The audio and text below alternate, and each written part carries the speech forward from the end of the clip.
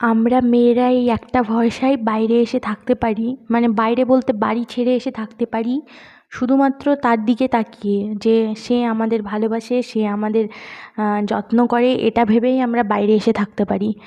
আর ঠিক তাই হয়েছে আমার সাথে। ও আমার সত্যি বাড়িতে থাক বা না থাক ভীষণ কেয়ার করে। আমি আজকে বাড়িতে একা, সকাল থেকে ও সেই ভোরবেলায় বেরিয়ে গেছে, রাতে আসবেন 10টা 11টার সময়। তো আমার জন্য এতটা ভেবেছে, এটাই আমার ভালো লাগছে যে ও অফিস চলে গেছে, সেখানে কাজের মধ্যে থাকবে, আমাকে ফোনটাও করতে পারবে না, অথচ অন্য কাউকে দিয়ে খাবারটা ঠিক পাঠিয়ে দিয়েছে। যে এত গরমের মধ্যে ও আর নিজে নিজে রান্না করবে না, একা একা কষ্ট হবে ও রান্না করতে, আমি খাবারটা পাঠিয়ে দিই, এটা ভেবে যে পাঠিয়েছে, এটাই আমাদের কাছে অনেক অনেক অনেক কিছু, মানে অনেক পাওয়া। আমাদের বাবা মায়ের পরে এরকম করে আমাদের ভাবতে পারে সেই একটা মাত্রই লোক, আর কেউ কোনো দিন ভাবতে পারবে না। এত সুন্দর হয়েছিল রান্নাবান্নাগুলো। Thank you so much.